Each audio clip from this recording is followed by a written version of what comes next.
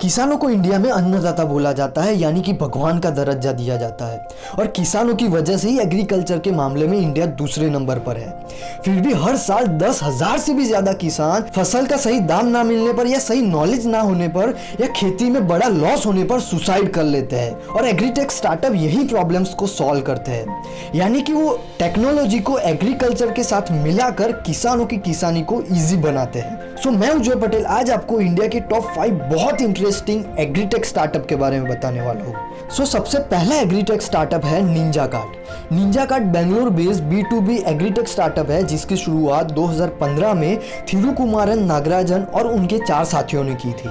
थिरुकुमारन नागराजन इससे पहले already 5 startup में फेल हो चुके थे। उसके बाद उन्होंने सोचा कि इंडिया पूरे वर्ल्ड में फ्रूट्स एंड वेजिटेबल्स का सेकंड लार्जेस्ट प्रोड्यूसर है, फिर भी इंडिया में हजारों लोग हर रोज भूखे सोते हैं। सप्लाई चेन सही ना होने की वजह से 40 to 50% fruits and vegetables waste हो जाते हैं, जिससे करोड़ों लोगों का पेट भरा जा सकता है और किसानों को उनके अच्छे दाम में मिल सकते हैं। और यही प्रॉब्लम सॉल्व करता है निंजा कार्ट, क्योंकि मिडलमैन और खेत से कस्टमर तक की सप्लाई चेन लंबी होने के कारण किसानों को उनके अच्छे दाम नहीं मिल रहे थे और कस्टमर भी सेटिस्फाई नहीं हो रहा था। और इसी सप्लाई चेन को समझने के लिए थिरुकुमारन 3 महीने तक सब्जी मंडी में रहे थे।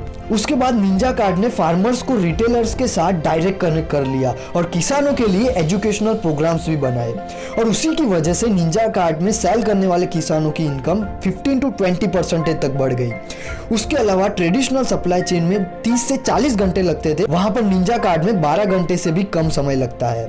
और पहले ट्रांसपोर्ट कॉस्ट 10,000 से भी ज्यादा होता था, पर निंजा कार्ट में ट्रांसपोर्ट कॉस्ट 3 से 4,000 तक ही होता है। और उसी की वजह से आज वो इंडिया का largest B2B fresh food supply chain startup बना है। उसके विजन को देखते हुए निंजा कार्ट में वॉलमार्ट ने $50 मिलियन इन्वेस्ट किया और आज उसकी वैल्यू $350 मिलियन है। दूसरा एग्रीटेक स्टार्टअप है एग्रोस्टार।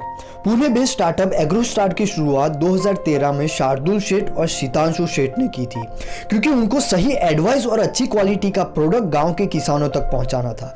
पर किसानों के पास सही टेक्नोलॉजी ना होने पर उन्होंने किसानों के लिए मिस कॉल करो और खेती की सही सलाह पाओ का कैंपेन शुरू किया और उसी की वजह से धीरे धीरे एग्रोस्टार किसानों की फसल का पर्सनल डॉक्टर बन गया था, क्योंकि किसान एक ही कॉल पर उनके फसल का डिटेल नॉलेज और सही सलाह पाते थे। और उसके बाद किसानों को उनसे अच्छी क्वालिटी के प्रोडक्ट्स खरीदने हो तो एग्रोस्टार डायरेक्ट किसानों के घर पे पहुंचा देता था। और उसके बाद एग्रोस्टार ने अपनी एप्लीकेशन लॉन्च की जिसमें किसानों की हर प्रॉब्लम का सॉल्यूशन है और ऑनलाइन अच्छी क्वालिटी का प्रोडक्ट्स भी खरीद सकते हैं। 5 लाख से ज्यादा किसान उनसे जुड़े हुए और अब तक उन्होंने $27 मिलियन का फंड रेज किया हुआ है। तीसरा इंटरेस्टिंग एग्रीटेक स्टार्टअप है वेकुल। वेकुल की शुरुआत 2015 में कार्तिक जयरामन और संजय दाशारी ने की थी।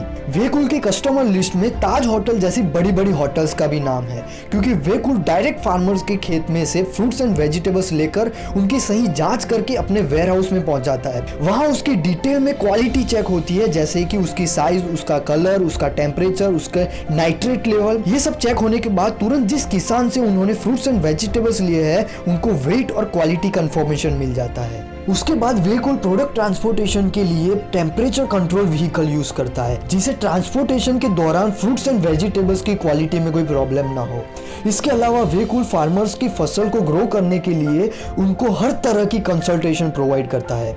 वेकुल ने अब तक $60.8 मिलियन का फंड रेज किया है। चौथा एग्रीटेक स्टार्टअप है देहात। देहात ने अब तक $12 मिलियन का फंड रेज किया है और देहात इन 5 एग्रीटेक स्टार्टअप में से मेरा सबसे फेवरेट एग्रीटेक स्टार्टअप है और उसकी हमने डिटेल केस स्टडी ऑलरेडी बनाई हुई है और उसकी लिंक मैं नीचे डिस्क्रिप्शन बॉक्स में डाल रहा हूं। सो ये वीडियो देखने के बाद देहात की डिटेल केस स्टडी देखना मत भूलिएगा। हमारा 5वां एग्रीटेक स्टार्टअप है फसल। फसल की शुरुआत 2018 में आनंद प्रकाश और शैलेंद्र तिवारी ने की थी। उन्होंने AI और डेटा साइंस की टेक्नोलॉजी से एक ऐसा डिवाइस बनाया जिसे खेत में इंस्टॉल करने के बाद सेंसर की मदद से खेत और फसल का मॉनिटरिंग किया जा सकता है। वो खेत की मिट्टी, फसल का टेम्परेचर, फसल के ऊपर कितना पानी है, फसल को कौन सा डिसीज हुआ है या डिसीज हो सकता है वो बताता है। खेत में स्प्रे करना है या नहीं, बारिश होगी या नहीं, ज्यादा पानी डाल दिया है तो लीचिंग हो रहा है या नहीं, ये सब बताता है। और ये सब डेटा इकट्ठा करके आप अपने खेत और फसल को एनालाइज भी कर सकते हो। फसल स्टार्टअप ने अब तक $1.9 मिलियन का फंड रेज किया है।